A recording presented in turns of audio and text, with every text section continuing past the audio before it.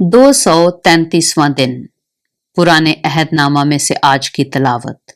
दूसरा तवारीख उसका 13वां बाब, पहली आयत से लेकर 15वें बाब की 19वीं आयत तक। यरबआम बादशाह के 18वें वर्ष से अबिया यहूदा पर सल्तनत करने लगा। उसने यरूशलेम में 3 बरस सल्तनत की। उसकी मां का नाम मिकाया था, जो उरिएल जिबई की बेटी थी।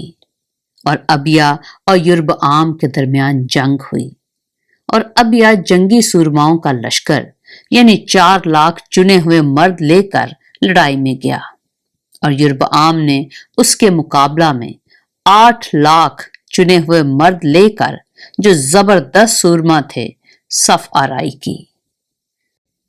और अबिया समरीम के पहाड़ पर, जो इफ्राइम के कोहस्तानी मुल्क में है, खड़ा हुआ और कहने लगा कि ऐ यरबआम और सब इस्राएलियों, मेरी सुनो।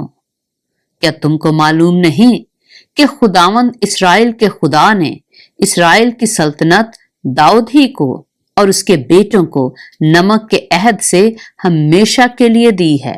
तो भी नबात का बेटा यरबआम, जो सुलेमान बिन दाऊद का खादिम था, उठकर अपने आका से बागी हुआ, और उसके पास निकम्मे और खबीस आदमी जमा हो गए, जिन्होंने सुलेमान के बेटे रोहबआम के मुकाबला में जोर पकड़ा, जब रोहबआम हनूस जवान और नरम दिल था और उनका मुकाबला नहीं कर सकता था। और अब तुम्हारा ख्याल है कि तुम खुदावंद की बादशाही का, जो दाऊद की औलाद के हाथ में है, मुकाबला करो। और तुम भारी अंबो हो, और तुम्हारे साथ वो सुनहले बछड़े हैं जिनको यरबआम ने बनाया कि तुम्हारे माबूद हों।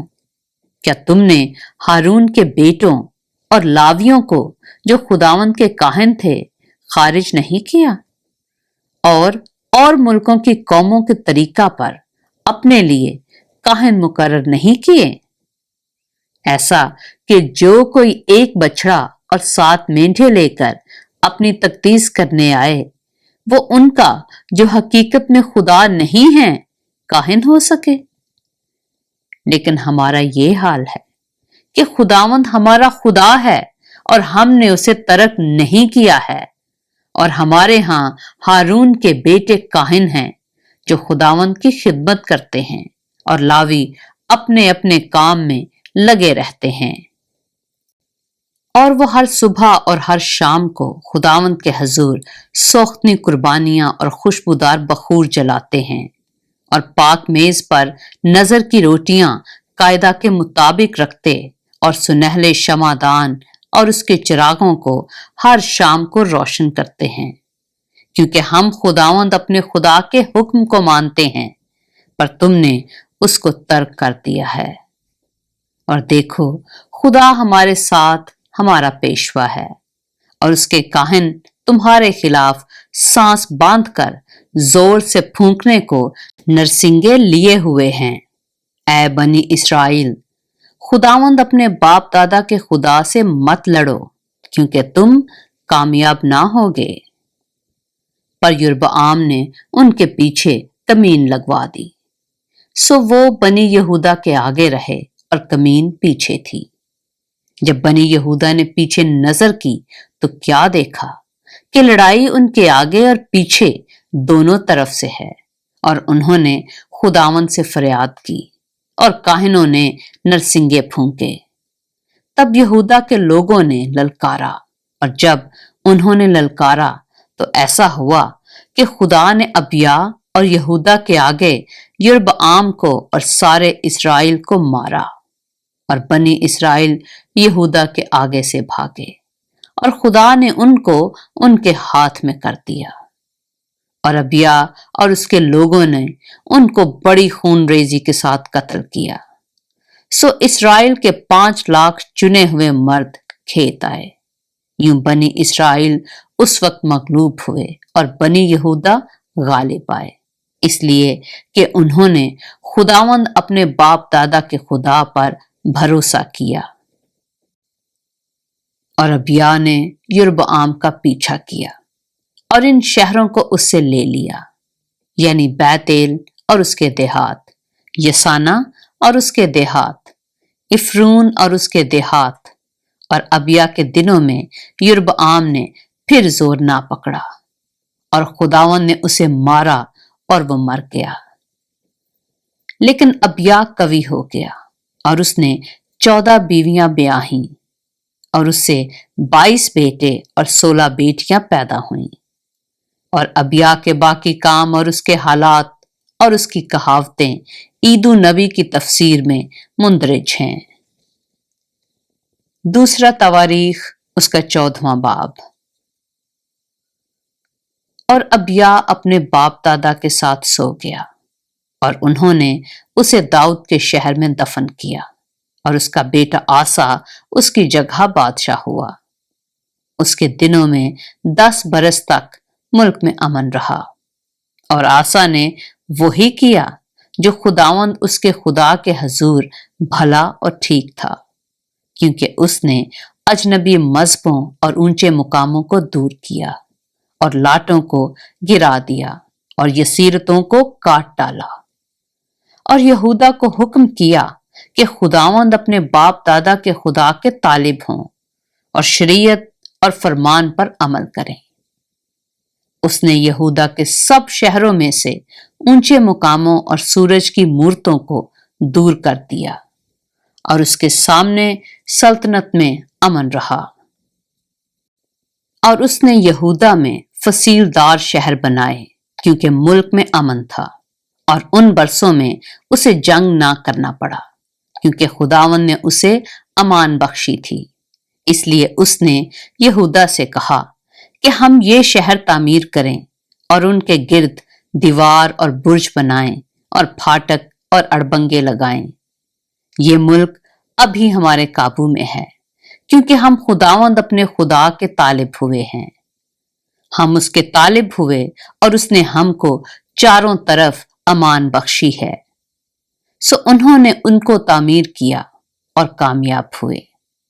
और आसा के पास बनी यहूदा के 3 लाख आदमियों का लश्कर था, जो ढाल और भाला उठाते थे, और बिन्यामीन के 2,80,000 थे, जो ढाल उठाते और तीर चलाते थे। ये सब जबरदस्त सूरमा थे। और इनके मुकाबला में जारा कुशी 10 लाख की फौज और 300 रथों को लेकर निकला और मरीसा में आया। और आसा उसके मुकाबला को गया और उन्होंने मरीसा के बीच सफाता की वादी में जंग के लिए सफ बांधी। और आसा ने खुदावंद अपने खुदा से फरियाद की और कहा, ऐ खुदावंद, जोरावर और कमजोर के मुकाबला में मदद करने को तेरे सिवा और कोई नहीं। ऐ खुदावंद हमारे खुदा, तू हमारी मदद कर, क्योंकि हम तुझ पर भरोसा रखते हैं और तेरे नाम से इस अम्बोह का सामना करने आए हैं। तू ऐ खुदावंद हमारा खुदा है, इंसान तेरे मुकाबला में गालिब होने ना पाए। बस खुदावन ने आसा और यहूदा के आगे कूशियों को मारा और कूशी भागे, और आसा और उसके लोगों ने उनको जिरार तक रगेदा, और कूशियों में से इतने कत्ल हुए कि वो फिर संभल ना सके, क्योंकि वो खुदावन और उसके लश्कर के आगे हलाक हुए, और वो बहुत सी लूट ले आए। और उन्होंने जिरार के आसपास के सब शहरों को मारा, क्योंकि खुदावंद का खौफ उन पर छा गया था, और उन्होंने सब शहरों को लूट लिया, क्योंकि उनमें बड़ी लूट थी। और उन्होंने मवाशी के डेरों पर भी हमला किया और कसरत से भेड़ें और ऊंट लेकर यरूशलेम को लौटे। दूसरा तवारीख उसका 15वां बाब। और खुदा की रूह अजरिया बिन उदद पर नाजल हुई, और वो आसा से मिलने को गया और उससे कहा, ऐ आसा और सारे यहूदा और बिन्यामीन, मेरी सुनो। खुदावन तुम्हारे साथ है जब तक तुम उसके साथ हो, और अगर तुम उसके तालिब हो तो वो तुमको मिलेगा, पर अगर तुम उसे तरक करो तो वो तुमको तरक करेगा। अब बड़ी मुद्दत से बनी इसराइल बगैर सच्चे खुदा और बगैर सिखाने वाले काहिन और बगैर शरीयत के रहे हैं। पर जब वो अपने दुख में खुदावंद इसराइल के खुदा की तरफ फिरकर उसके तालिब हुए तो वो उनको मिल गया। और उन दिनों में उसे जो बाहर जाता था और उसे जो अंदर आता था मुतलिक चैन न था, बल्कि ममालिक के सब बाशिंदों पर बड़ी अजियतें थीं। कौम कौम के मुकाबला में और शहर शहर के मुकाबला में पिस गए, क्योंकि खुदावन ने उनको हर तरह मुसीबत से तंग किया। लेकिन तुम मजबूत बनो और तुम्हारे हाथ ढीले ना होने पाएं, क्योंकि तुम्हारे काम का अजर मिलेगा। जब आसा ने इन बातों और उदद नबी की नबूवत को सुना तो उसने हिम्मत बांधकर यहूदा और बिन्यामीन के सारे मुल्क से और उन शहरों से जो उसने इफ्राइम के कोहस्तानी मुल्क में से ले लिए थे मकरूह चीजों को दूर कर दिया और खुदावंद के मज़बा को जो खुदावंद के उसारे के सामने था फिर बनाया। और उसने सारे यहूदा और बिन्यामीन को और उन लोगों को जो इफ्राइम और मनस्सी और शमोन में से उनके दरमियान बूदोबाश करते थे इकट्ठा किया, क्योंकि जब उन्होंने देखा कि खुदावंद उसका खुदा उसके साथ है तो वो इस्राएल में से बकसरत उसके पास चले आए। वो आसा की सल्तनत के 15वें वर्ष के 3 महीने में यरूशलेम में जमा हुए और उन्होंने उसी वक्त उस लूट में से जो वो लाए थे खुदावंद के हजूर 700 बैल और 7000 भेड़ें कुर्बान की और वो उस अहद में शामिल हो गए ताकि अपने सारे दिल और अपनी सारी जान से खुदावंद अपने बाप दादा के खुदा के तालिब हों। और जो कोई क्या छोटा क्या बड़ा क्या मर्द क्या औरत खुदावंद इसराइल के खुदा का तालिब ना हो वो कत्ल किया जाए।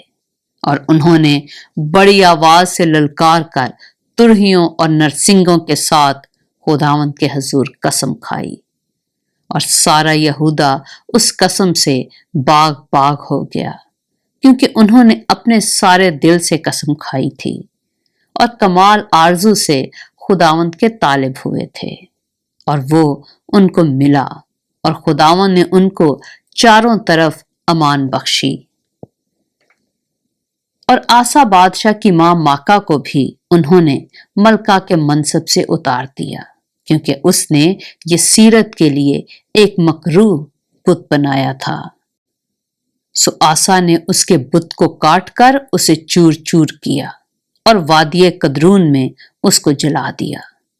लेकिन ऊंचे मुकाम इस्राएल में से दूर ना किए गए, तो भी आसा का दिल उम्र भर कामिल रहा और उसने खुदा के घर में वो चीजें जो उसके बाप ने मुकद्दस की थीं और जो कुछ उसने खुद मुकद्दस किया था दाखिल कर दिया, यानी चांदी और सोना और जरूफ।